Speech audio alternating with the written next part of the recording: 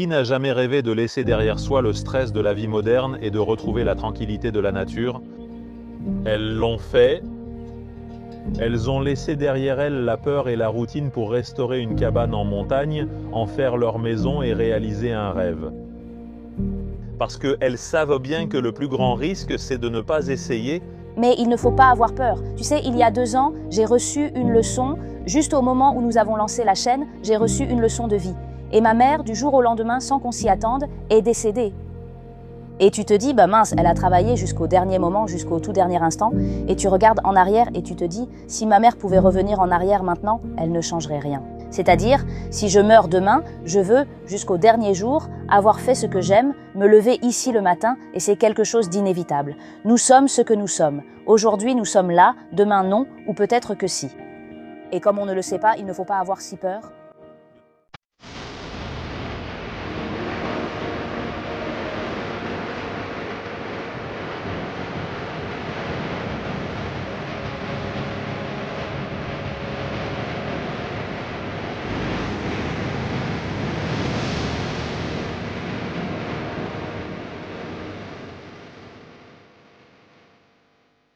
Comment ça va la famille YouTube?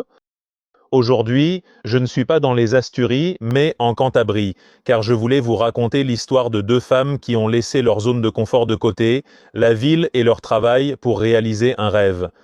Elles sont venues dans cet endroit incroyable que vous voyez ici, entouré de montagnes et de nature, pour restaurer cette cabane, c'est une ancienne cabane, qu'elles sont en train de transformer en leur propre maison. Où que l'on regarde, nous sommes entourés de montagnes et de nature. C'est très similaire aux Asturies, la végétation aussi. Nous sommes comme des cousins germains, la Galice, la Cantabrie, c'est presque pareil. Et bon, j'avais envie de faire un voyage, justement pour aller à la rencontre de ces personnes qui laissent complètement leur peur de côté pour réaliser leurs rêves. Vous savez que je suis en plein projet d'essayer de restaurer aussi une petite maison ancienne. Je suis encore en train d'essayer de trouver la maison idéale. Ne désespérez pas, un jour ça viendra, mais je ne veux pas me précipiter sur la première qui se présente. Les prix sont aussi très élevés dans les Asturies, donc je dois faire attention. Aujourd'hui, on va beaucoup apprendre avec elles et voir si on explore la région, car je suis tombé amoureux de ce lieu. Il doit y avoir un village proche où l'on pourra rencontrer quelqu'un et voir comment les gens du coin accueillent ceux qui viennent de l'extérieur. J'en profite pour vous laisser les réseaux sociaux par ici, je ne vous les avais pas encore donnés, et voilà, on va directement aller leur parler et voir ce que ça fait de changer de vie.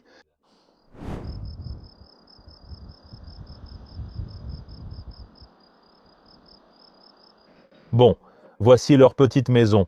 Elles doivent sûrement être dans le coin, mais vraiment, regardez cet endroit. C'est complètement fou. Les filles, vous êtes là? Bonjour. Bonjour, mesdemoiselles. Comment ça va? Bien, bien. Tu peux ouvrir, ça s'ouvre par ici? Oui, c'est Cerro Compassi, c'est ça. Je suis vraiment en train d'halluciner. Permettez-moi de vous mettre un micro, c'est important. Je le place ici. Oui, à la voix de Pito, c'est bien. Allez, comme ça au moins ils pourront t'entendre, parce que j'ai beaucoup de questions à vous poser. Commencez de tout laisser de côté pour venir ici. Je commence à comprendre, ça ressemble à un tableau ou une carte postale, mais comment vit-on le fait de tout quitter pour venir ici, à la montagne? Eh bien, au début, ça donne le vertige. Le vertige, c'est parce que tu n'es pas habitué, non? Ce n'est pas ce qu'on t'apprend. Tu sembles plus en insécurité ici. Mais ensuite, quand tu viens, je me lève le matin, je regarde là-bas et je me dis « advienne que pourra ». Je dois dire qu'en plus, vous avez trouvé l'emplacement parfait. Parce que là-haut, quand j'ai présenté la vidéo, que je l'ai fait ici en haut, oui, dans l'autre zone, c'est comme le côté exposé, non? Qui vient de Galice, l'air de Galice, et on sent déjà que le temps est différent. Et ici, vous êtes comme dans un microclimat de ce côté. Franchement, j'ai trouvé ça incroyable. Comment est-il? Vous faisiez quoi comme travail avant de venir ici? Eh bien, Moi, j'ai été assez polyvalent, c'est-à-dire que j'ai eu beaucoup de métiers différents.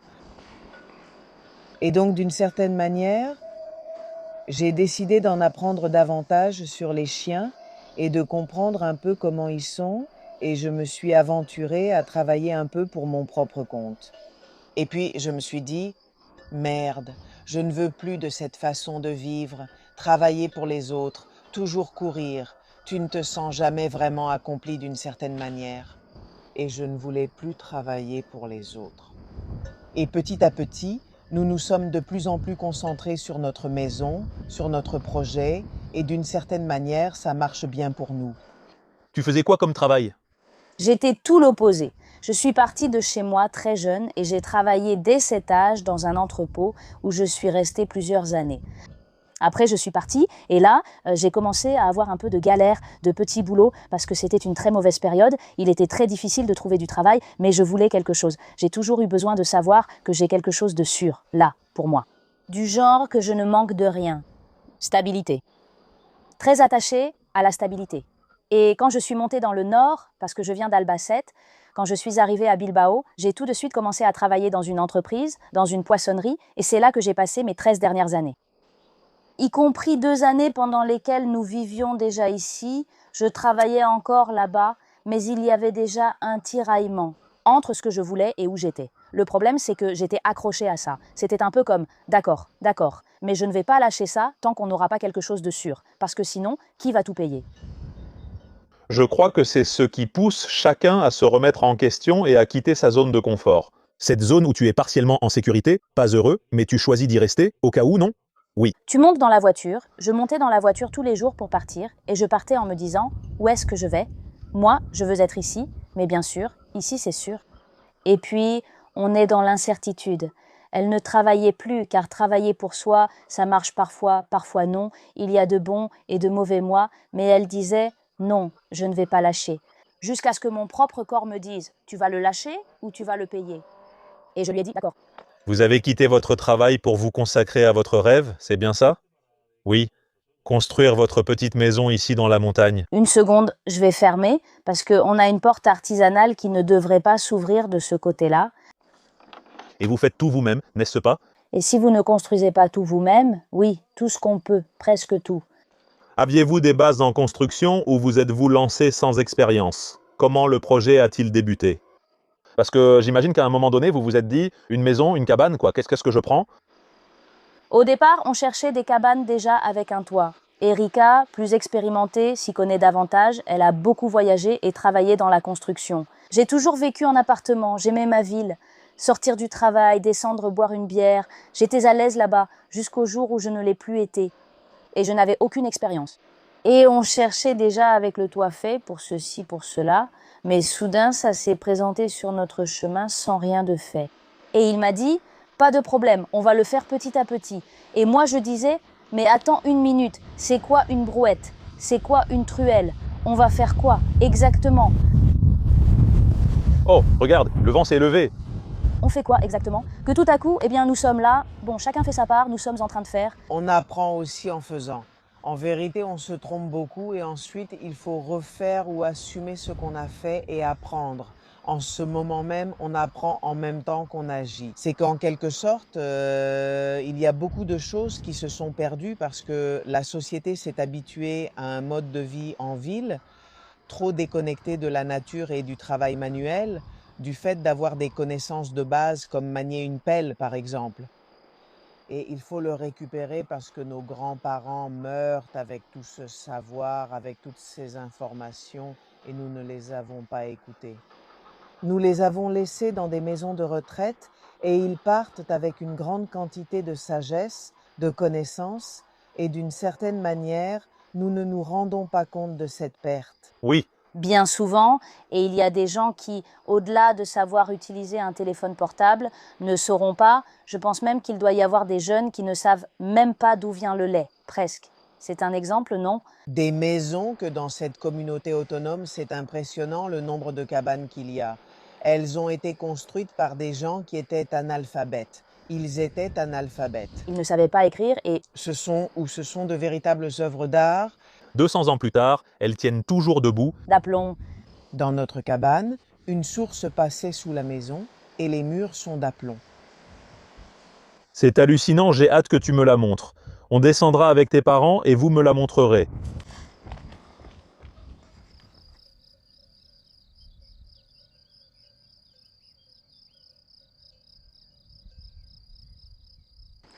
Bon, alors, voyons étape par étape. Il y a quelque chose que je veux raconter parce que je trouve ça très chouette et en plus, je pense que ça peut même aider. Nous, quand nous sommes venus ici, la maison n'était pas comme elle est maintenant. Enfin, maintenant, quand tu entres, il n'y a même pas de mur. Je veux dire, ce n'est pas vraiment fini, mais il y a un sol. Nous sommes venus ici dans des conditions très différentes, mais avant, Erika a très envie de saluer sa Paca. Allez, laisse-la sortir manger. Paquita? Yara. Vous avez... Mais non, pendant qu'il regarde la reine. D'accord, vous avez déjà des poules et tout? Oui, et celle-ci attend qu'on lui ouvre et elle sort manger. Et maintenant, elle va sûrement grimper là-dessus. Ou sinon, je la prends moi. Cette caméra est nouvelle? Cette histoire que vous avez faite, le voile, vous l'avez fait avec du bois entièrement réutilisé. Vous avez utilisé des palettes ou comment l'avez-vous construit? C'est une caisse que nous avons ramenée du hameau de Rika, qu'ils avaient abandonnée là-bas et qui rentrait à peine. On a dû la couper à la tronçonneuse pour qu'elle entre dans la camionnette. On l'a encastrée et amenée ici telle qu'elle. Nous avons dû demander de l'aide à plusieurs personnes. C'est vrai, ici, on fait comme ça. Franchement, les gens d'ici, si ce n'est pas l'un, c'est l'autre. Et à plusieurs, ils sont descendus nous aider. Nous avons fait la base. Mince. Il lui marche sur les fesses? Oh mon Dieu, pardon, pourquoi il s'enfuit? Combien vous en avez? 6 poules? Et celle-ci, c'est Gracia. Gracia, ne pique pas le derrière de Paca, elle est nouvelle. C'est qu'elle est différente. Les blondes, Allez, petit, je te donne du blé. Elles se promènent ici en liberté toute la journée, non? on va leur ouvrir tout de suite. J'arrive? Ça va bien, merci, laisse-moi. Elles sont là, un peu surprises. Je crois que c'est parce que je suis là. 4 Castillanes nommées Luisa, si semblable, peu importe. Puis Paca, alias Kika, et Gracia, aussi étrange, mais comme elle est noire, ça se voit moins. Viens, petite, viens. Ne lui fais pas trop de cas. Vraiment? Fous-toi d'Erika parce qu'elle est lourde, comme si c'était une petite. J'ai eu des poules et je dois dire qu'elles sont très affectueuses. Et je ne pensais pas que c'était des animaux Regarde, aussi affectueux. c'est la seule qu'on peut toucher. Les autres sont de vraies sorcières. Bon. Et parce qu'elles ne se laissent plus trop faire. Bon, jusqu'ici, c'est la liberté. Ce qui s'est passé, c'est que quand elles étaient petites, elles ont eu la morve et on devait les attraper pour leur enlever les crottes de nez. C'était quelque chose. Les pauvres. Et maintenant, non. Elles ne nous laissent plus faire. Non, on ne leur plaît plus. Elles passent près de nous. Mais ne me touche pas, tu fais des choses bizarres. C'est comme ça maintenant. Et de quoi est-ce que je parlais, Vici, maintenant? Quand nous sommes entrés, nous sommes venus ici, et le sol était du fumier, il y avait les mangeoires, tout, et nous sommes arrivés avec une table, un camping-gaz et une tente. Mon Dieu, peu l'aurait fait. Mais il y avait un dilemme. Nous louions un appartement et voulions rénover la cabane progressivement. Puis un jour, tu t'arrêtes et réalises, nous sommes en train de travailler. Toutes les deux, nous rapportions plus de 2000 € à la maison, mais entre payer la cabane, le loyer, les factures, il ne restait presque plus d'argent pour venir ici, ni de temps. Ni argent, ni temps. Oh, Final, une autre valeur que nous ignorons. Qu'il fallait aussi venir ici et il arrivait un moment où tu étais épuisé. Non, tu n'avais plus la force de venir ici, de travailler ici et de travailler de l'autre côté. Et on a sauté le pas, on s'est dit qu'on allait quitter l'appartement, arrêter de payer le loyer et se consacrer à fond à la cabane. Et on s'est installé sous une tente, sur les pierres, là où dorment les vaches. et là on est resté avec juste un salaire. Bien sûr qu'elle, oui, bien sûr, là c'était déjà en mode ça suffit, non? Maintenant, l'une de nous reste à la maison et l'autre prend un peu plus de temps. Bon, on a tenu 6 mois et moi je continuais à travailler d'ici aussi. Oui, je l'ai déjà effacé de ma mémoire, je ne m'en souviens plus. J'ai tenu 6 mois aussi en descendant travailler et toi aussi en même temps. Et bosser ici, quoi. Mais bien sûr, ça a commencé à valoir le coup de ne pas payer. Eh bien, c'est 500 € de loyer. Vous avez supprimé une dépense et disposez déjà de cet argent en plus. Ici, vous dépenserez cet argent. Beaucoup moins, j'imagine. Beaucoup, beaucoup moins. Eh bien, je dois aussi dire que vous avez une chaîne YouTube, parce que quand vous vous êtes lancé dans cette aventure, je crois que nos familles étaient stupéfaites, non? Par ce que vous faisiez. Mais bien sûr, pour nous, c'était quelque chose de normal et on leur envoyait des vidéos. Regarde, je ne sais pas quoi, je ne sais pas combien on a fini par faire. Sur Telegram, un canal Telegram, il n'y avait que la famille et les amis.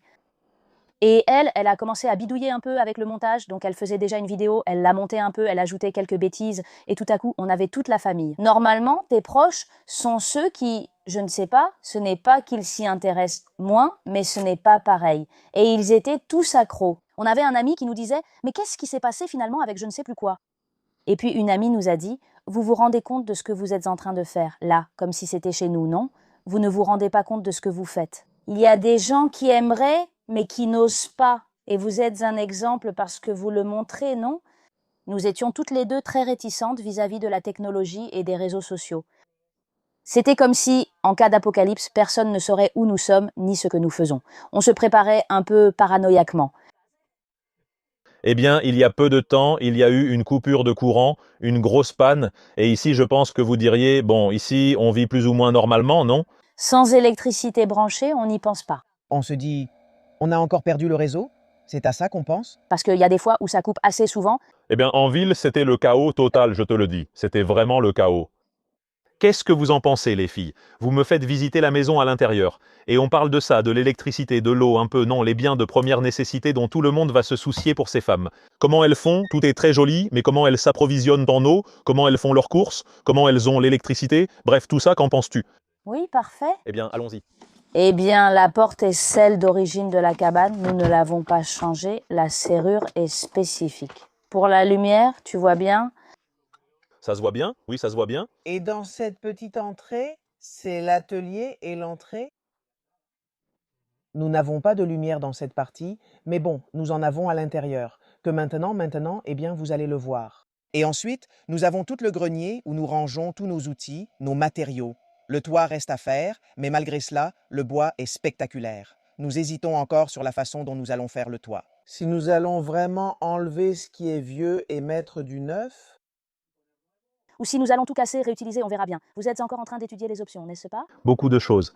Mais c'est cool parce qu'on voit que tout se fait vraiment au fur et à mesure. C'est-à-dire que sur la chaîne, je crois que tout le monde est dans l'attente, non? Oui, Oui, en plus, c'est en temps réel. En fait, ce qui va être publié demain sur la chaîne, nous l'avons terminé hier à la hâte. Enfin, à la hâte, en se levant tôt, on y va comme... je vais en profiter pour mettre le lien de votre chaîne par ici, pour que tous ceux qui veulent suivre nos aventures au quotidien puissent le faire. Maintenant qu'ils vous connaissent, qu'ils puissent le faire et que vous ayez ainsi un soutien total. Parce que personnellement, je pense que ce sont ces projets qu'il faut soutenir. Des gens qui osent dans la vie. Et oser faire la même chose, c'est-à-dire voir la vie.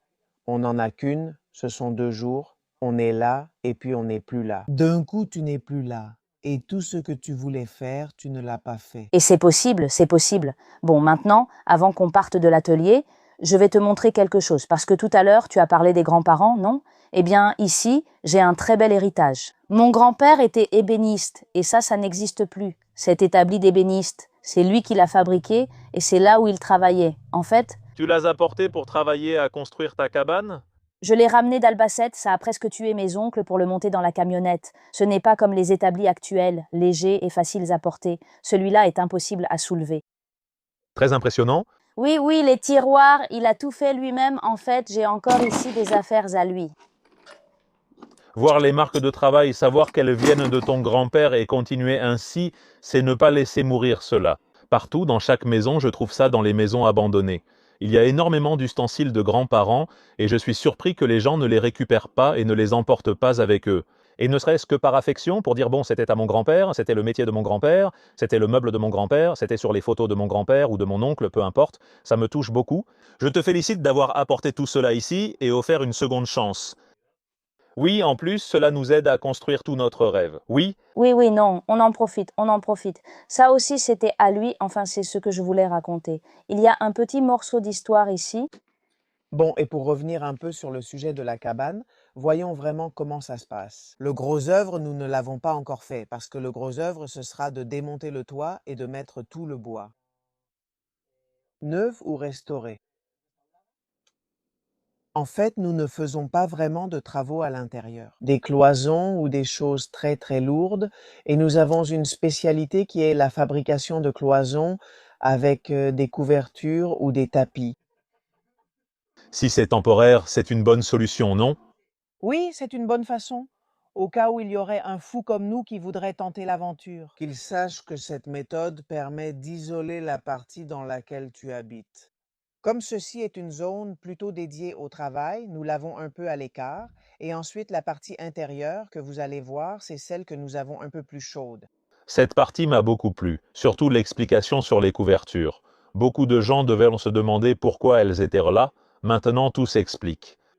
Tu n'allais pas aménager l'intérieur sans avoir pensé au toit, mais vous vouliez déjà être ici, C'est donc aussi une question d'adaptation aux circonstances. Et il faut être flexible. Si tu veux faire quelque chose et le faire parfaitement, il est très probable que tu ne puisses pas le faire parce que tu n'as pas les moyens ni les capacités, ou alors si, mais si tu ne les as pas, fais-le quand même. Débrouille-toi et sois flexible. Adapte-toi, il n'y a pas de problème si tu dois changer d'avis et le faire autrement. C'est génial, j'adore la philosophie et la simplicité avec lesquelles tu abordes ça, car tout le monde n'est pas prêt à ouvrir sa maison dans ces conditions. Je connais d'excellents projets comme les vôtres, capables de motiver beaucoup de monde, pourtant leurs auteurs hésitent à les montrer parce qu'ils ont un peu honte de les montrer. Eh bien, je crois que nous passons tous par un processus de non, de construction, et quand c'est en construction, eh bien c'est comme ça, ce n'est pas encore totalement adapté, non? Moi, je me sens fier, Pour être honnête, et moi, et je vous remercie du fond du cœur parce que vous voulez quand même me le montrer. Je vous le dis sincèrement parce que je pense que ça va être très important pour beaucoup de personnes. Oui, Nous essayons vraiment de montrer que nous ne sommes pas venus avec 40 000 euros en poche pour rénover la cabane. Nous ne les avions pas, peut-être qu'un jour nous les aurons. C'est une chose, ça n'enlève rien à l'autre, fais-le quand même et adapte-toi, débrouille-toi et que les gens puissent te voir. Quand on a lancé notre chaîne YouTube, au début c'était juste pour publier. Mais ensuite, on a commencé à se rendre compte qu'il y a beaucoup de gens que ça inspire qui disent « Waouh, moi aussi je veux ». tout le monde veut sortir de sa zone de confort, mais n'ose pas. Ouais, tout le monde. C'est pourquoi je dis que vous êtes un exemple et que vous offrez à quelqu'un la chance d'avancer, de faire le premier pas, puis les portes s'ouvrent. C'est ça. Ce que je ne peux pas faire, c'est penser quelles portes vont s'ouvrir pour moi. Alors tu ne bouges jamais, bien sûr, tu ne bouges pas, donc elles ne peuvent pas s'ouvrir. C'est vraiment impressionnant. c'était aussi une autre chose à mentionner dans mon travail. Le non, ce dont on parlait à propos de la liane, elle est accrochée. La liane, non. Aïe, aïe. Aïe, il y a du travail. La stabilité, bon, moi, toi et tout le monde, et au final, tu lâches et tu en as une autre là. Et il y aura un moment où tu seras dans les airs. Bien sûr, C'est cela qui nous terrifie. Ce moment où nous sommes dans les airs, d'une certaine façon, mais en croyant en l'univers et en gardant confiance pour construire notre rêve. Et ce moment où tu es dans les airs, tu peux le vivre dans la peur en te disant « je suis dans les airs » ou tu peux dire « waouh, c'est incroyable ». Ça peut aussi être quelque chose de très cool, comme quand je vais attraper cette liane. le culot avec lequel j'affronte la vie. Maintenant, nous allons ouvrir la non-porte de notre maison. Allez, on va entrer. Bon, ça commence bien. J'adore voir ici la petite cuisine de Lei. La reine. Vous l'avez installée ici, j'imagine, pour chauffer cette pièce? C'est de la lumière. Sinon, Je pense qu'on voit bien, oui, il y a vraiment un très bon éclairage. c'était indispensable. Nous n'avions pas le sol. Regarde son petit. Non, on ne voit pas bien, c'était plus visible avec trop de lumière. À chaque hiver, la répartition change. Ici, si nous avons passé 3 hivers, les 3 hivers, la répartition a été totalement différente. Parce que tout tourne autour de celle-ci qui était indispensable. En plus, elle est maçonnée, ses anciennes sont maçonnées, et il faut vraiment bien les faire, sinon elles ne tirent pas. Alors, on a parlé avec un garçon d'ici qui, franchement, nous traite très bien, et on lui a dit, s'il te plaît, on va venir. Et on n'a même pas une source de chaleur, on allumait un feu de camp là-bas. Nous étions là sans encore le... Feu, on allumait du feu là, par terre, c'est-à-dire, Comme les anciens bergers, non? Oui, on cuisinait par terre, vous voyez, à même le sol. et le vin, la montagne, c'était tout ce qu'on avait, tout. Vous avez ça sur la chaîne, non? Vous l'avez enregistré sur la chaîne? Bon, qu'ils aillent voir tes premières vidéos et qu'ils regardent. Comme vous êtes venu ici avec la tente et que vous avez cuisiné par terre, vous avez vraiment commencé de zéro? Oui, bien sûr, c'était la seule façon. Il y a des fois où, enfin pas toujours. Quand tu ne lâches pas, c'est comme avec la liane. Si tu ne lâches pas, tu vas te prendre un coup en essayant d'attraper l'autre parce que tu restes accroché. Et l'inertie va faire que tu ne l'atteindras pas. Et tu reviens en arrière, tu reviens en arrière. Et la peur fait que tu restes dans ta zone de confort, que tu ne sors pas, et alors tu ne construiras pas ce dont tu rêves tant. Mais il ne faut pas avoir peur. Tu sais, il y a 2 ans, au lancement de la chaîne, j'ai reçu une leçon de vie de ma mère, décédée soudainement. Et tu te dis, mince, jusqu'au dernier moment, elle a travaillé jusqu'au dernier moment. Et tu regardes en arrière. Et tu te dis, si ma mère pouvait revenir en arrière maintenant, elle ne changerait rien. C'est-à-dire, si je meurs demain, je veux jusqu'au dernier jour avoir fait ce que j'aime, me lever ici le matin, et c'est quelque chose d'inévitable. Nous sommes ce que nous sommes aujourd'hui. Demain, nous ne serons peut-être plus là, ou peut-être que si. Puisque tu l'ignores, ne crains pas autant. Je l'ai appris en travaillant dans les ambulances et au fil de mon parcours, jusqu'à aujourd'hui. Un jour, je raconterai tout plus en détail, quand je serai prêt, car je change aussi et c'est difficile d'en parler. Le moment viendra. J'ai constaté que de nombreuses personnes que j'amenais à l'hôpital regrettaient souvent ce qu'elles n'avaient pas fait, me disant qu'elles auraient aimé faire certaines choses, surtout d'avoir été comme la société ou leurs parents l'exigeaient, ou de ne pas avoir réalisé leurs rêves. Et c'est un peu ce qui m'a motivé à me consacrer corps et âme à ce que je fais en ce moment, vraiment. J'ai quitté mon travail conventionnel et tout pour me consacrer exclusivement à ça maintenant. Je ne sais pas ce qui va arriver, je suis dans l'incertitude comme vous, mais j'espère en faisant confiance à la vie, car cela me comble. Honnêtement, retourner travailler dans un domaine qui ne me plaisait pas vraiment, non. Maintenant, je veux faire uniquement ce qui me plaît. Au moment de mourir, pouvoir dire j'ai fait tout ce qui me plaisait. Au moment de mourir, pouvoir dire j'ai réussi à faire tout ce que je voulais et je ne regrette rien, que ça se soit bien ou mal passé. Le monde sera un endroit meilleur quand nous ferons tous ce qui vient vraiment du cœur, ce qui sort de notre cœur. Si on nous apprenait cela, crois-moi, le monde serait différent. Il y a une phrase, Je suis convaincu que nous allons vraiment y arriver, parce que la société est en train de se transformer en ce moment à un rythme, à une vitesse fulgurante. Nous, de notre génération, dans les années 80, les années 90, nous sommes une génération très disruptive qui a brisé beaucoup de schémas, et les enfants qui arrivent maintenant, waouh, waouh, spectaculaire. C'est-à-dire, moi, Je le ressens aussi et je le vois aussi. il arrive une génération d'enfants éveillés, remplis d'amour, d'inconditionnalité. Il y aura de tout. Mais je crois qu'en général, nous allons, oui, Celui qui comprend n'a pas besoin d'explication.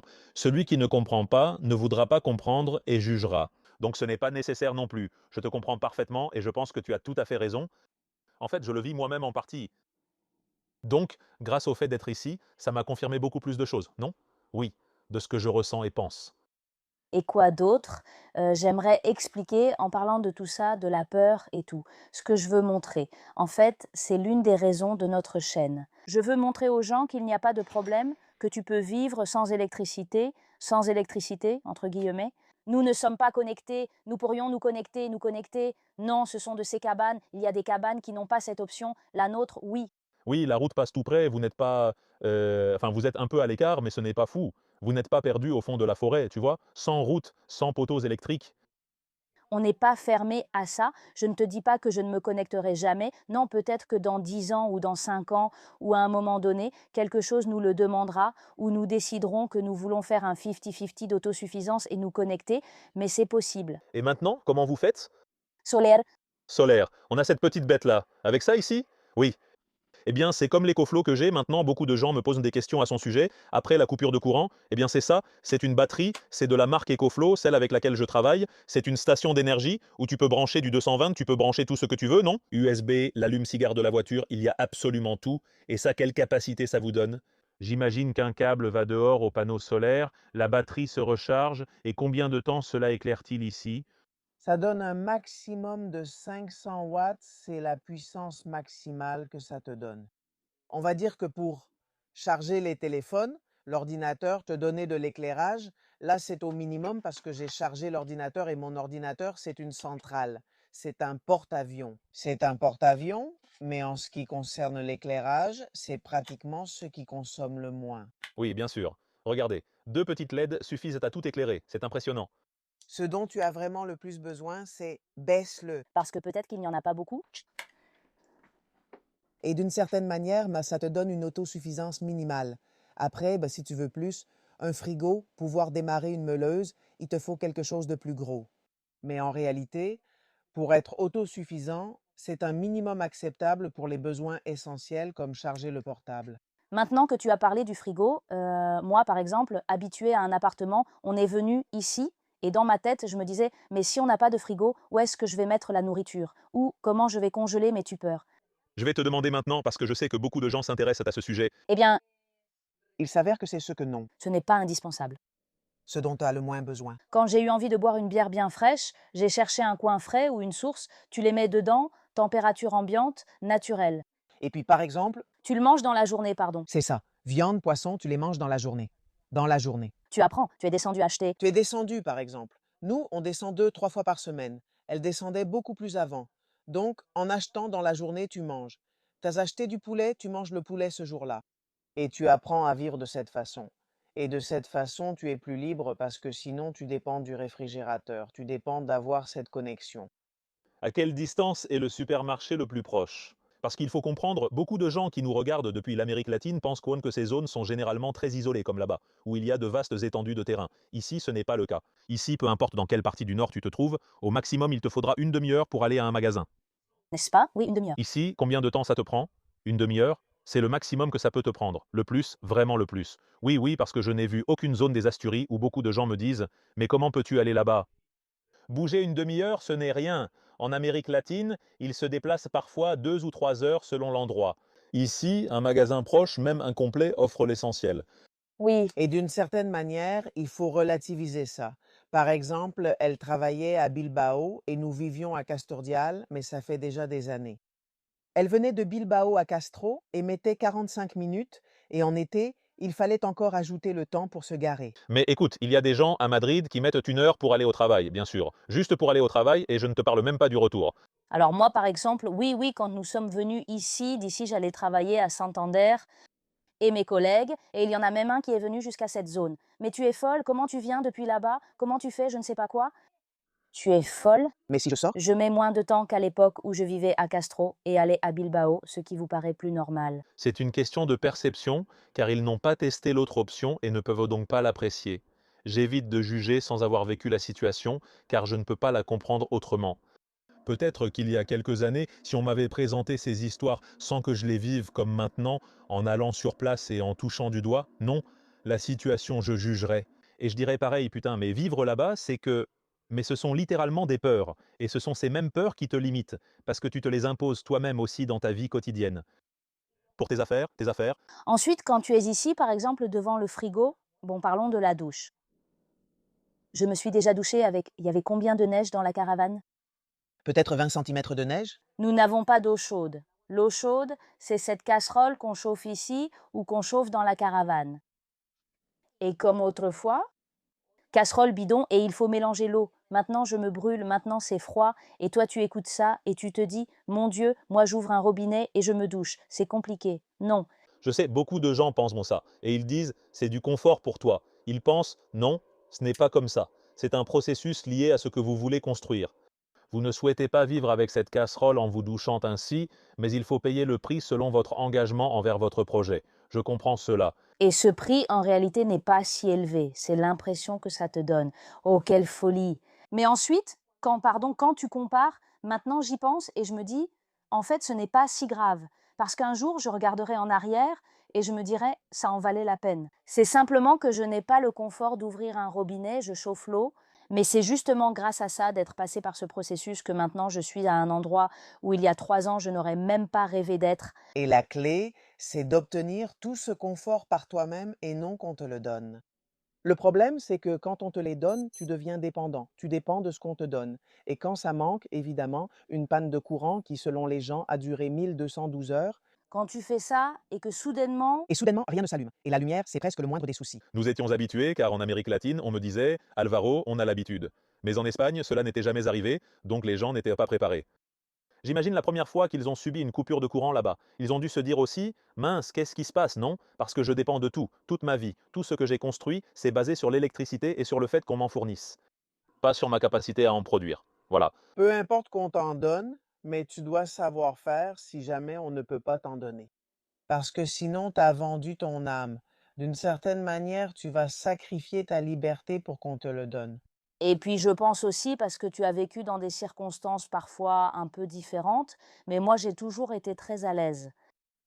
Et quand tu viens ici, tout à coup, c'est là que tu apprécies vraiment. C'est là que tu te rends vraiment compte de la valeur des choses. Sinon, au début, tu considères tout comme acquis, que oui, juste parce que tu es là, tu dois appuyer sur un bouton et il y a de la lumière, tu dois avoir tout ça. Et tout à coup, tu viens ici et tu commences à vraiment apprécier. Avoir de l'eau chaude, avoir un endroit confortable, avoir de la chaleur. Avoir un sol plat. Bon. Nous sommes venus ici. C'était une véritable odyssée. Un sol complètement irrégulier, en pierre. Tu prenais la chaise et tu tombais. Tu commençais. C'est spectaculaire et les cabanes avaient le sol en dalles de pierre, avec des pierres que je ne sais pas si tu as réussi à capter avec la caméra tout à l'heure. Nous allons vous les montrer. Elles pèsent 200 maintenant. Elles sont là. Les tailleurs de pierre d'ici étaient vraiment des champions.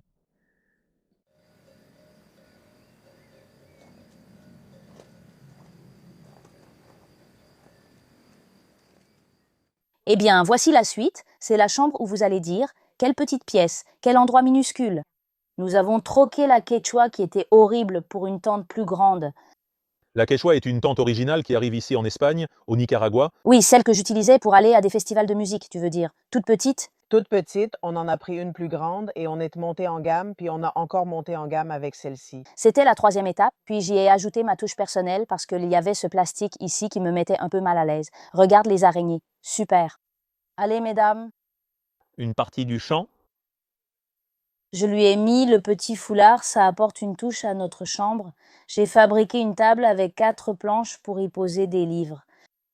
Et le plus précieux, c'est de sentir les murs de la cabane, qui sont d'origine ceux qu'ils ont construits il y a plus de 200 ans, parce que la cabane, vous savez à peu près quel âge elle a. Il y a 5 ou 50 ans, ce qui s'est passé, c'est qu'il y avait une cabane qui s'est effondrée et ils l'ont reconstruite il y a environ 100 ans. 150 ans d'histoire.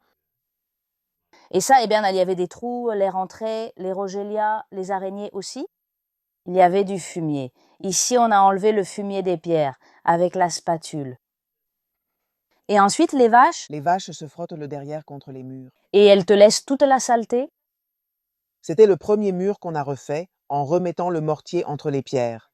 Ensuite, celui-ci était, voyons voir. Que cela reste aussi beau. Même sans expérience, vous avez très bien réussi. Ce coin est magnifique. Je le dis sérieusement. Je crois que le secret, c'est comme quand tu cuisines, que tu manges les haricots de ta grand-mère et tu te dis, on sent qu'elle les fait avec amour. C'est pareil ici.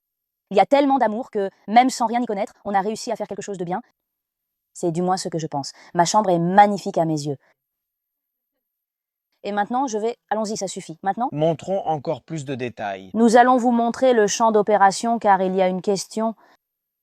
Nous n'aurions pas pu venir sans le soutien que nous avons. Mais le soutien, c'est la caravane. D'accord. Tu as parlé de la caravane tout à l'heure et je n'avais pas bien compris ce que c'était.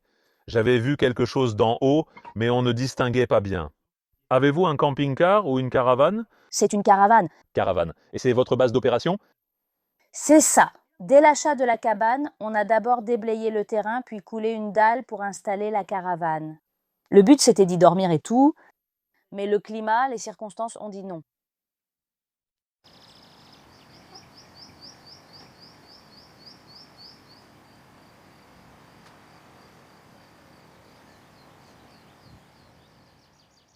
D'accord, donc voici le centre des opérations. Eh bien, notre intention au début était même de dormir ici, au tout début. Mais on a abandonné cette idée parce qu'en été, tu cuis comme une pomme de terre et en hiver, ma petite, il fait un froid de canard. Je le dis par expérience, oui. Et c'est un peu de tout. C'est la cuisine, c'est les pulls des Louis Sas. C'est comme ça parce que les poules adorent ça. Elles le mangent comme si c'était des petits vers. Ça nous isole. Elles la mangent pas sous la caravane. Mon Dieu. Bon, monte. Allons voir maintenant. Ça sert à tout. Garde-manger, armoire au début. Les vêtements n'y étaient pas au départ. Nous l'avions ici parce que c'était la seule façon de la garder propre. Et c'était vraiment notre base d'opération, car ici on faisait tout, de la cuisine à la planification de ce qu'on allait faire. C'est très bien, oui. C'est comme une autre pièce, non? Plus comme un jardin, une autre ambiance? Oui, il y a aussi des semis ici, car vous avez un potager. Oui, on y va maintenant. Je vais montrer tout ce qu'ils ont par ici. Ce sont des courgettes, des citrouilles. Citrouilles, Courge cacahuète bio. Ceci est une courgette. Il y en a plus, mais il n'y en a qu'une qui est sortie. Ici, nous avons des blettes. Ici, quelques laitues timides. Qui ne veulent pas sortir? Elles ne veulent pas sortir. vous avez déjà planté quelque chose ou c'est encore vide? Oui. Vous avez planté, on va te montrer. Allez. Oui, viens au potager, tu n'entreras pas, chérie, sorcière. La petite poule se régale? Oui, c'est ça. La petite poule, il y a un souci ici. Attends, il faut voir le potager en entier. Bon, ça c'est nous qui l'avons fait, bien sûr.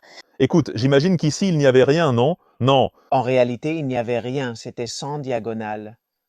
On a donc créé une terrasse qui nous est vraiment très utile. L'une d'elles, c'est cette terrasse, ce petit potager, qui sera agrandi. Mais pour commencer, il nous rend déjà service si ces sorcières là-bas ne parviennent pas à entrer. Elle cesse de le manger, c'était des palettes. La première année, c'était en des palettes. Puis, elle est soudainement devenue folle. Tu lui donnes une pierre, elle est heureuse. Et regarde ce qu'elle a fait. Eh bien, c'est vraiment très beau, je dois te le dire, vraiment. Oui, très très beau.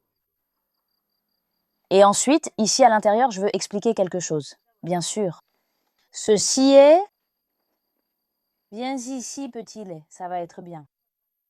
Ce sont les laitues de la maison, recette spéciale pour les poules, tu vois ce que je veux dire. Il y avait des laitues ici, d'accord? Il n'y a plus de laitues, seulement des restes.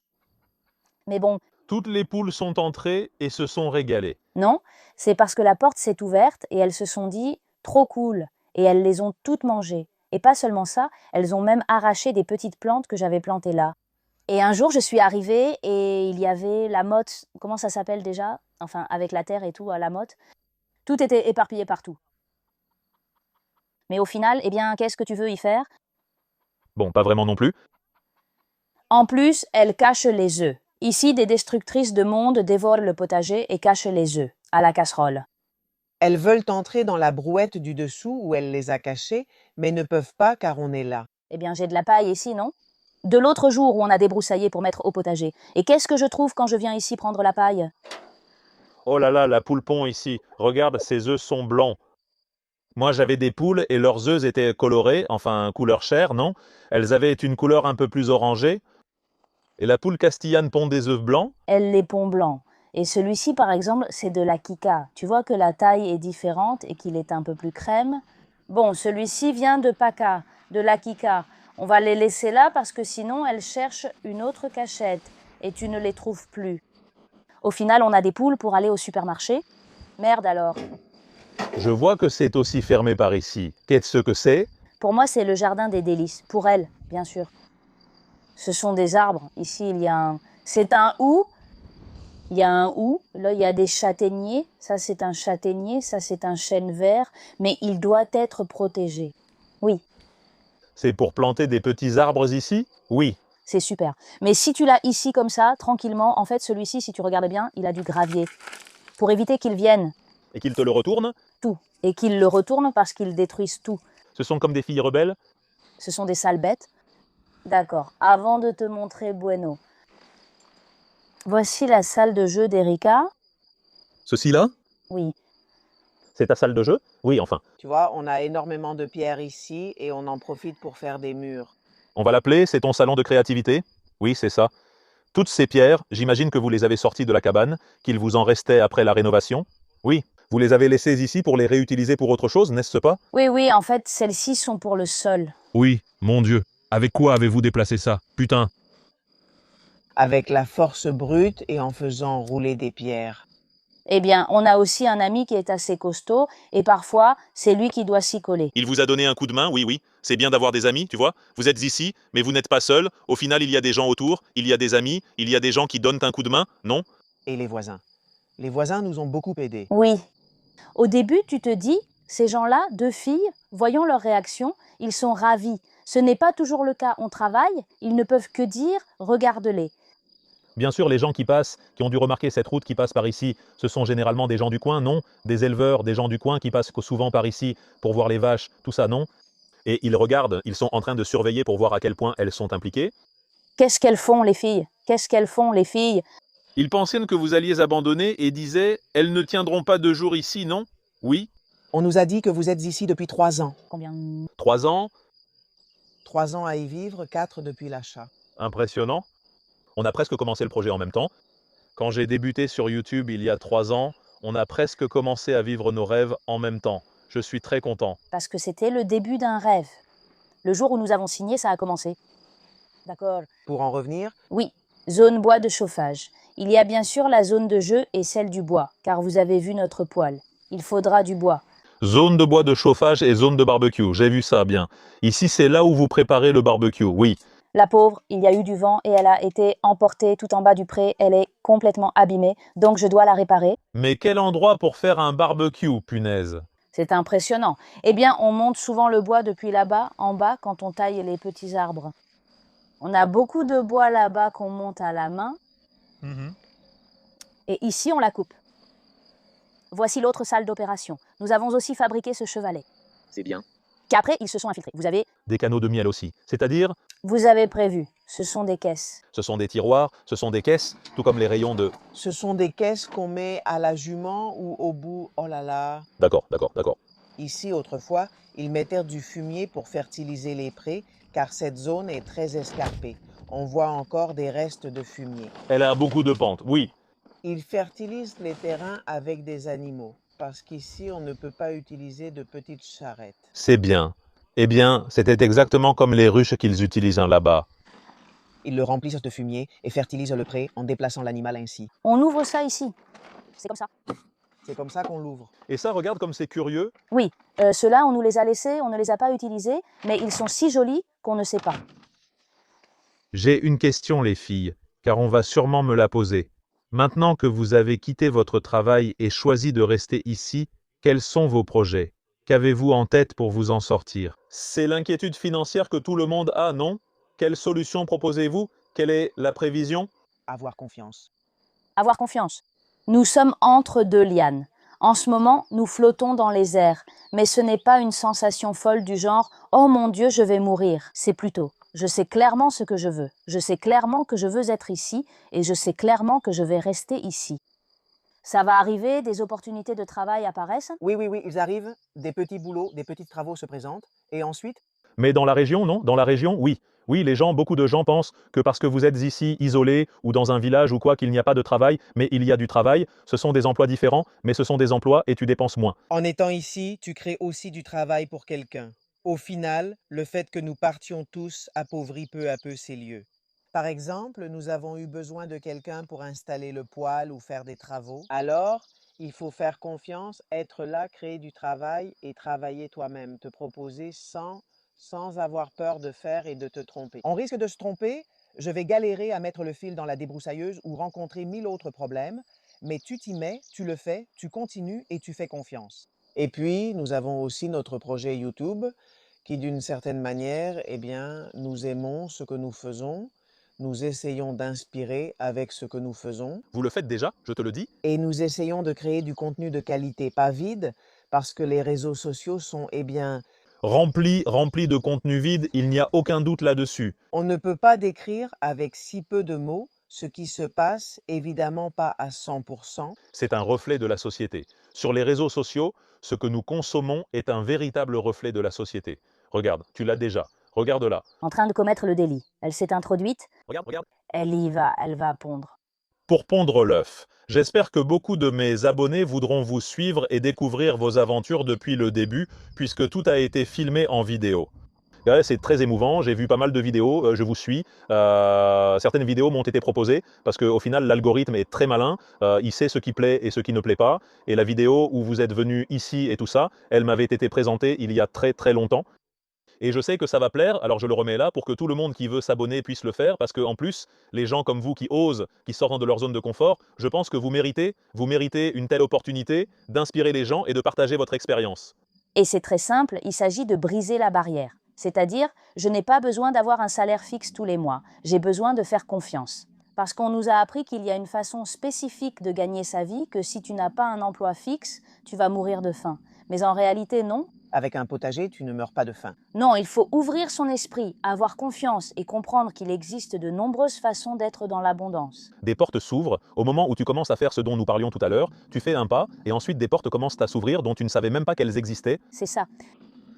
Je suis content et j'espère que tout ira bien pour vous. Je ne veux pas que tu partes encore, je veux te montrer quelque chose, je veux te montrer d'où vient ce jeune homme. Celui-ci, oui. Alors, d'où vient ce jeune homme qui s'amuse tant ici, d'un très joli village? Eh bien, la Cantabrie, il y a quelque chose qui m'a fait tomber amoureuse de la Cantabrie, c'est que c'est très rural, parce que tu peux aller au Pays Basque, qui est aussi magnifique, mais c'est beaucoup plus industrialisé. La Cantabrie est magnifique, parce qu'elle garde ce côté rural ancien qu'on ne trouve plus, mais cela a un prix. Et le prix, c'est qu'elle se dépeuple. Il y a énormément de zones dépeuplées. En fait, je veux te montrer maintenant un petit village qui autrefois était plein de vie. Il y avait plein de familles, il y avait l'école et aujourd'hui, il ne reste plus que 10 personnes. Nous sommes dans une zone à risque de dépeuplement et ça me rend très triste parce que tu descends là-bas et il y a tellement de traditions qui sont en train de se perdre là-bas, des maisons comme celle-ci, qu'ils ont construites de leurs propres mains, qui sont en train de s'effondrer. Et je pense que ça mérite au moins qu'on s'en souvienne un peu.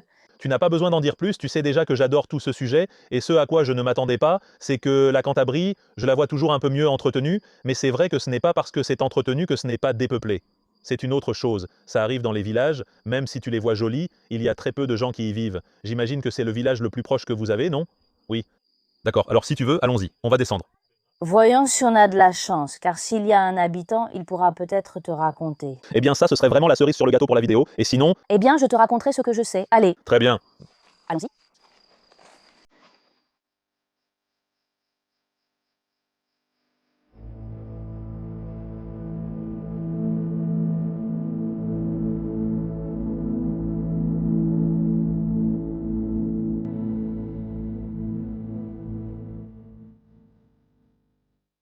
Eh bien, famille, nous voilà arrivés au village, dans l'un des villages les plus proches de chez elle, et franchement, je suis impressionné par l'entrée, parce que nous sommes à l'entrée du village. Oui, oui, et ici c'était un lieu très peuplé. Il y avait 18 familles qui vivaient ici avec leurs enfants et une activité agricole et d'élevage, et maintenant il ne reste plus que 10 personnes. Seulement 10 personnes. 10 personnes et toutes âgées.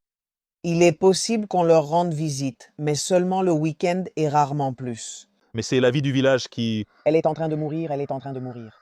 Et c'était une région très riche, c'est une région très riche en pâturage, et ils avaient une agriculture très généreuse. Eh bien, l'emplacement ici est spectaculaire, parce que je dois vous dire que là-haut, où nous étions dans votre cabane, il y avait pas mal de vent, nous sommes à la montagne, et ici nous sommes descendus d'environ...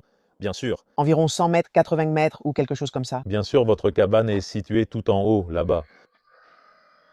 Eh bien, une autre chose que je dois vous dire qui m'a impressionné, c'est cette superbe maison qui est à vendre. Il y a le petit panneau là-bas, avec cette galerie magnifique, sans aucune construction devant. Seulement si vous vouliez, vous pourriez mettre un potager là, comme tu dis. C'est spectaculaire. Et elle est super isolée, très ensoleillée, c'est-à-dire que c'est un village où le soleil tape. Il est très bien situé, oui. Oui, oui, oui, on a bien choisi. Oui, oui, oui, acheter, c'est très important. Dans cette région, on remarque surtout la taille de pierre avec de nombreuses maisons construites. Comme il y a tant de pierres dans cette région et de la pierre calcaire, les gens se sont spécialisés dans la taille de ces pierres et la construction de bâtiments comme celui-ci, qui est l'ermitage de Saint-Pierre, un ermitage où il n'y a presque plus de messe le dimanche. Et sa fête est en train de se perdre. Il la fêtait chaque année, mais pas cette dernière année. Mais c'est spectaculaire. Moi, si tu regardes en détail, Alvaro, tu vas pouvoir voir comment il façonne la pierre avec un soin que nous sommes en train de perdre aujourd'hui. Aujourd'hui, cela se perd. Aujourd'hui, on prend la meuleuse. Entier, c'est... Qu'est-ce qu'il y a? Les mains, c'est peu. Très peu. Très peu. Peu. Je ne connais qu'une personne, le père de mon ami Dany, dans sa ville où on travaille aussi la pierre. Ici, il a voulu préserver ce métier. Ce n'est pas la même pierre qu'on utilise, n'est-ce pas? Bien sûr. Cela dépend, certaines pierres sont plus faciles ou plus difficiles à travailler. Celle de là-bas, je sais qu'elle est très difficile. Oui, je sais qu'elle est difficile à travailler. Il faut avoir des bras puissants. Cette pierre est particulièrement difficile à travailler. Et maintenant, aujourd'hui, on utilise la meuleuse et on taille la pierre à la forme voulue et c'est tout. Mais pourtant, regarde, si tu fais attention, par exemple, sur cette pierre, ils ont fait un angle qui n'est pas à 90 degrés, mais ils l'ont fait parfaitement. Elle s'aligne avec la suivante. Et ça, c'est fait par des gens que nous considérons aujourd'hui comme analphabètes. Et c'était de véritables artistes. Eh bien oui, regardez, moi j'ai adoré ce détail ici. Regardez cette perfection, ces lignes parfaitement droites. Franchement, c'est incroyable. C'est vrai, si on s'y connaît un peu, on est surpris de ce que signifie exercer un métier pendant longtemps et l'apprendre vraiment. Ils l'ont sûrement appris de leurs grands-parents.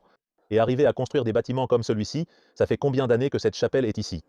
Eh bien, à vrai dire, je ne le sais pas. Bien sûr, c'est fou, vraiment fou. C'est vraiment, allons, Et le 29 juin de chaque année, on célébrait la fête, mais ça se perd un peu à la fin parce que les gens s'en vont et le village est peu à peu abandonné. Quel dommage. Et maintenant, je veux qu'on y aille, Alvaro, pour voir si on peut parler avec un monsieur du village de ce village et qu'il nous raconte un peu plus sur l'histoire. d'accord, bon, on va essayer. On va essayer. Sinon, tu me montreras le reste du village. Je vois déjà plein de maisons abandonnées derrière la végétation et je suis curieux.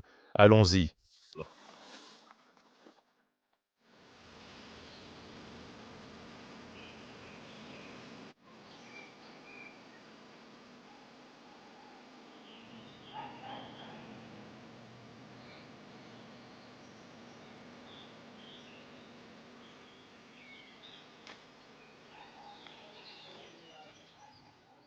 Famille. Famille, nous allons voir Mingo, un monsieur du village, un peu gêné de sortir. Vous allez halluciner devant les hasards de la vie, n'est-ce pas? Dika, qu'est-il arrivé? Nous avons rencontré un descendant du village, de la famille Kajiga, et il va nous raconter un peu l'histoire, et ils viennent un peu dans un esprit romantique. Pas dans un esprit de nostalgie, mais de l'histoire que tu as vécue ici, parce que c'était comme ça, alors tu t'en souviens beaucoup. Et comme tout cela est encore ici, eh bien, il n'y a pas de doute vraiment. Vous, Étiez vous étiez nombreux entre frères et sœurs. une douzaine, pas plus? Rien de plus? Une douzaine? Une douzaine? Pas mal. Une douzaine, mais en réalité c'était 15. Une douzaine et c'était 15? Il est jumeau. Mais approche-toi, parce que si tu vas nous parler, j'ai besoin qu'on t'entende, sinon on ne t'entendra pas. Donc tu avais des frères et sœurs jumeaux, tu es donc jumeau? Je suis jumeau, oui, bien sûr. Et mes petites sœurs sont jumelles. Et puis une autre sœur, elle aussi déjà décédée, eh bien elle était aussi jumelle avec un garçon. C'est-à-dire que dans la famille, il y avait une tendance à... 3 fois 3 doubles, au total 15. Parce qu'après, un autre est né, mais il est déjà décédé. Je ne les ai pas connus, ça en fait 15. Mais en réalité, nous avons vécu jusqu'à il n'y a pas si longtemps, car 2 frères, oui, sont décédés. 6. Quel est ton nom? Pedro. Pierre, je veux te demander car beaucoup s'interrogent quand je visite des villages abandonnés et qu'on voit de telles maisons. Je comprends qu'il y a beaucoup de problèmes derrière. Cela va, eh bien, des gouvernements eux-mêmes qui ne favorisent pas la vie dans les villages jusqu'au fait que, quand il y a beaucoup d'héritiers, il finit par y avoir des problèmes, n'est-ce pas, de papier. Non, ici, il n'y a eu aucun problème. Ce qui s'est passé, c'est qu'on a laissé tomber, les gens ont peu à peu disparu, mais il n'y a pas eu de problème à ne pas s'asseoir pour voir ce que vous alliez faire avec la maison. N'est-ce pas? Parce que maintenant, où vivez-vous?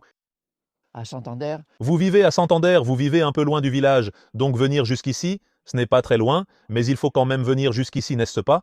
il y a de la famille au Mexique parce que là-bas, 2 membres de la fratrie sont décédés, une sœur et un frère, qui ont aussi leur famille là-bas, parce que je te parle de gens qui sont partis d'ici il y a environ 60 ans. Il y a aussi eu de l'émigration ici. D'ici, 2 membres de la fratrie précisément, une sœur et un frère. Eh bien, mon frère avait 27 ans, il me semble, quand il est parti, et il est décédé à 80 ans.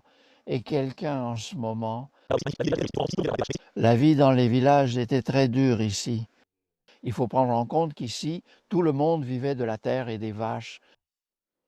Parce que honnêtement, il n'y avait pas d'autre choix. Les vaches et les moutons, le matin, tu les montais à la montagne et le soir, tu allais les chercher. Du coup, déjà enfant, tout petit, avec le brouillard et tout ça, il fallait écouter d'où venait la cloche pour savoir où elles étaient, car il fallait les retrouver. Mais ça, c'était tout le monde. Je parle de tous les gens du quartier. Tout le monde vivait de la même chose, de l'élevage et des moutons, et puis de ce qu'on cultivait. Ici, on cultivait beaucoup. Qu'est-ce que vous cultiviez dans cette région? À la main.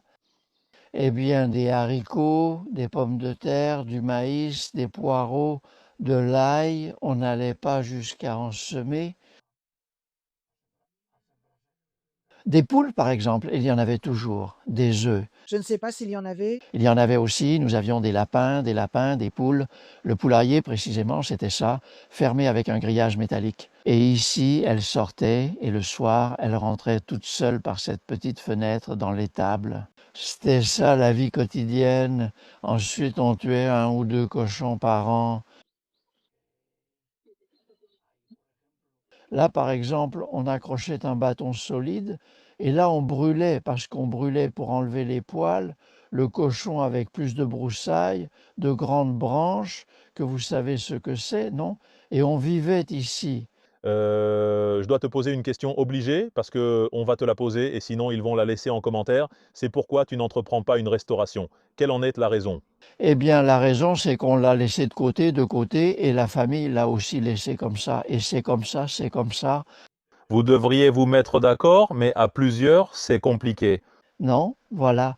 Et il faudrait commencer à fouiller dans les papiers. Imagine des papiers de frères qui sont déjà décédés.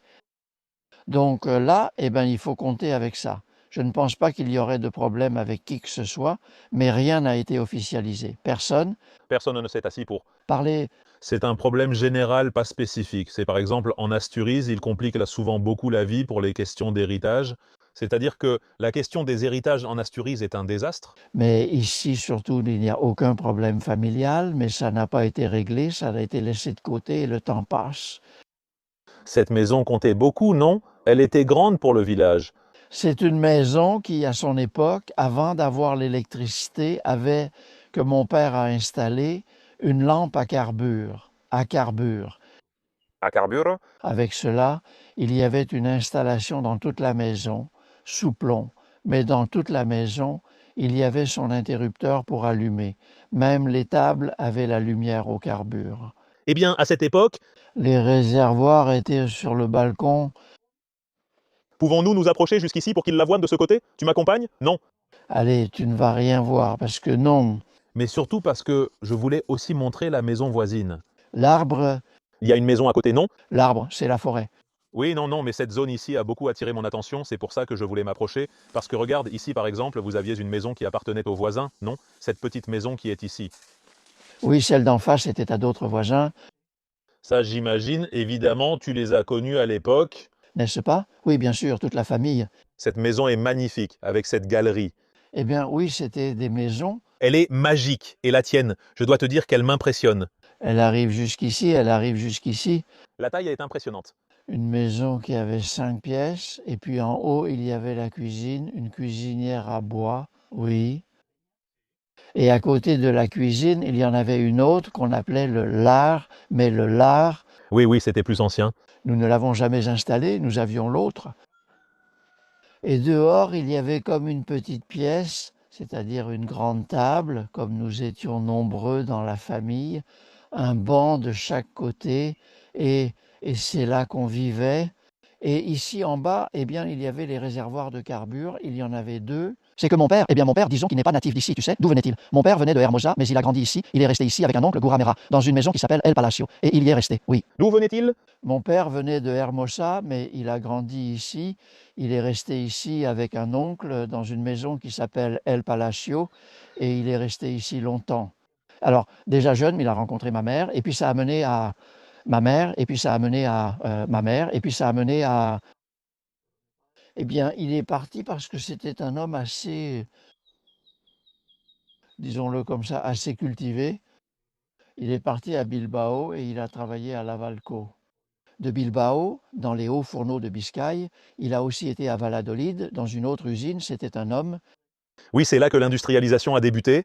C'était un homme qui est arrivé ici, je ne sais pas comment, car aujourd'hui encore, même avec la route, on voit bien comme c'est reculé.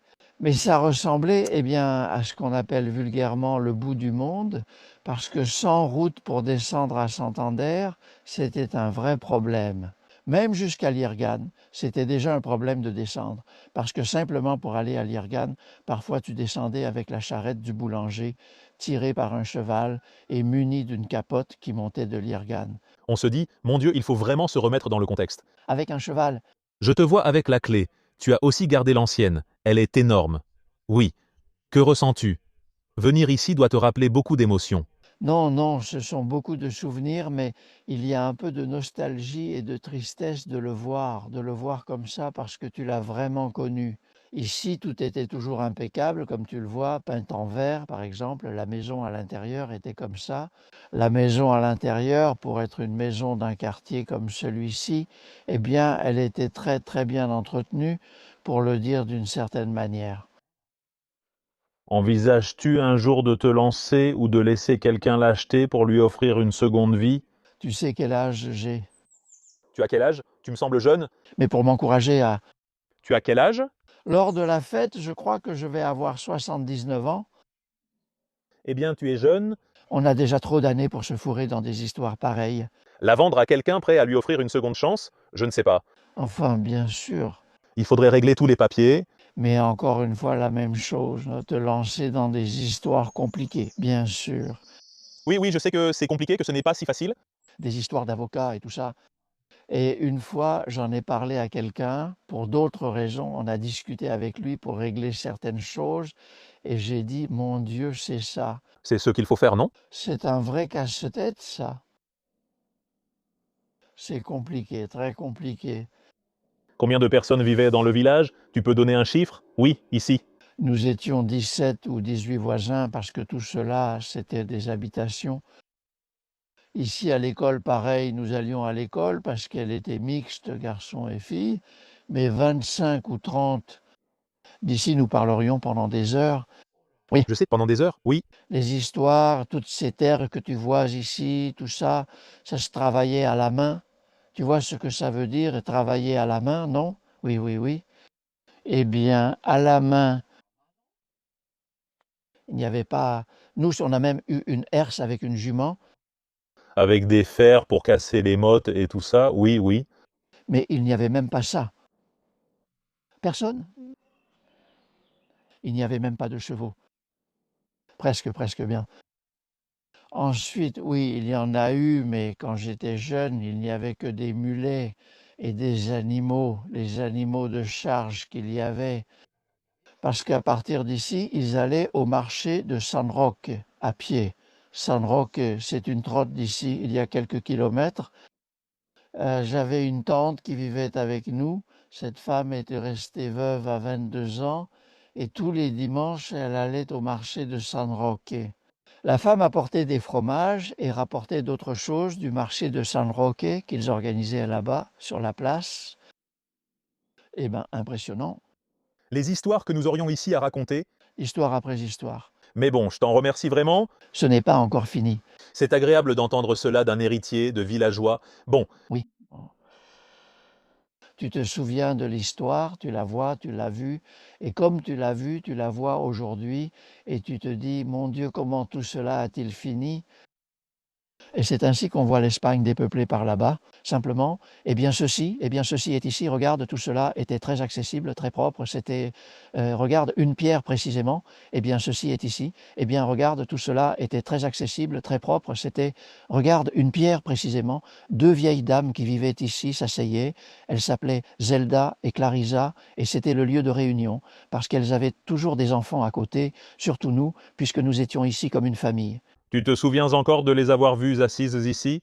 Ici, tu vois, et elle avait un frère qui vit, et on s'en souvient beaucoup, qui venait dormir avec elle, parce que c'était aussi deux vieilles demoiselles. Et pour qu'elles ne soient pas seules la nuit, il venait toujours rester avec elle. Et là, oui, elle avait la cour, et elle faisait un pain délicieux, aussi gros que ça, et bon, on s'en souvient beaucoup. On s'en souvient beaucoup. Beaucoup, nous, eh bien, nous nous occupions beaucoup d'elles, tout ce dont elles avaient besoin, eh bien, c'était ça. Nous étions ici, eh bien, comme de la famille.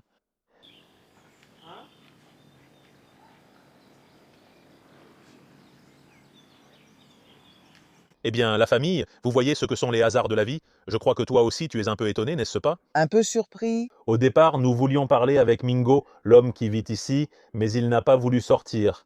Nous avons trouvé un descendant qui est parti. Et il nous a raconté. Et vous voyez tout ce qu'il nous a raconté. C'était sa maison, nous l'avons vue, et je voulais vous montrer un peu plus cette zone avec d'autres petites maisons abandonnées.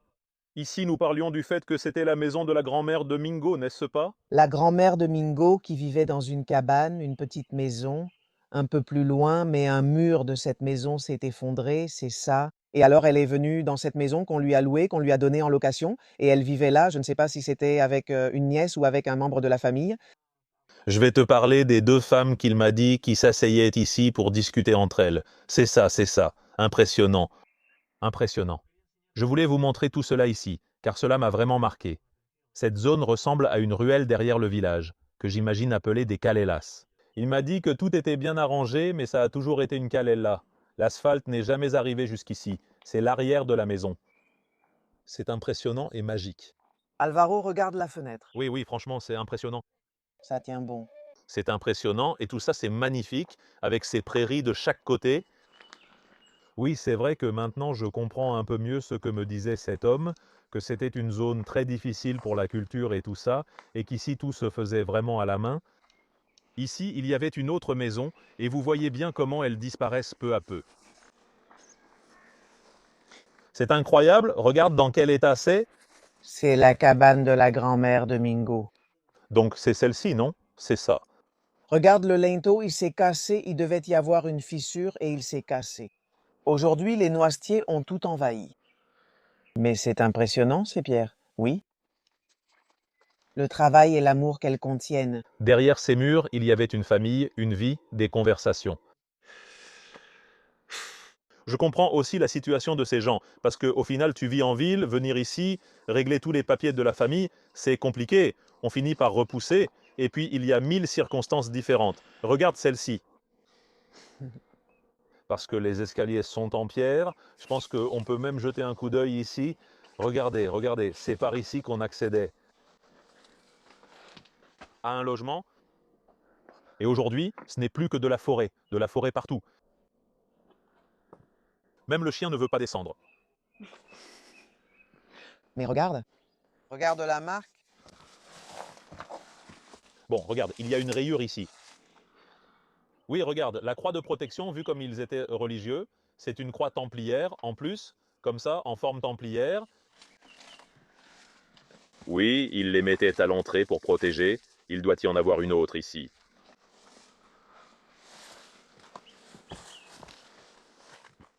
Pour finir, je veux vous montrer ces maisons remarquables. Allons-y étape par étape. Celle-ci est aussi abandonnée. Regardez, ils ont installé un poulailler en dessous pour en profiter. Regardez comme elles sont jolies. Dans ce poulailler vit Paco, frère d'Antonio. Un coq que nous avions. Regarde. Et nous l'avons donné à quelqu'un du village. Oui, À la fin, le chien, les poules, tout vient du petit village d'à côté, bien sûr. C'est local. Ici, il y avait une partie de la maison vue de derrière, inaccessible, que vous avez déjà remarqué. Et celle-ci est très jolie, très singulière, avec sa galerie. Ce détail de la charrette ici complètement abandonnée, regardez. Quelle folie! Une image d'une autre époque. Tout le monde sait que j'adore les maisons à galerie. En voir une pareille me brise le cœur. Mais c'est comme ça. c'est comme ça. Au final, ça se perd, mais ici, c'est encore là. Les filles, merci pour votre accueil et la façon dont vous m'avez traité. Je suis tombé amoureux de l'endroit et envisage même d'y acheter quelque chose. Même très asturien, je ne renie pas mes Oreos ni mes histoires, mais au fond, nous sommes comme des cousins germains. Où que tu ailles, c'est toujours pareil. Celle-ci t'en fait un horreur. Tu y vas? Oui. Tu as fait des rivières? Oui. J'adorerais. Allez. Eh bien, rien les filles. Je vous remercie énormément. Je vais remettre encore une fois votre chaîne là-bas pour que les gens qui ne l'ont pas encore vue puissent la noter et aller voir les vidéos parce qu'elles sont très intéressantes. Et voilà, je voulais vous dire qu'on se retrouvera sûrement la semaine prochaine pour une autre aventure. J'en profite pour vous laisser les réseaux sociaux là-bas, comme toujours, au cas où vous voudriez suivre un peu plus le contenu que je ne mets pas ici sur YouTube. Et on se retrouve dans la prochaine vidéo. Au revoir. Au revoir.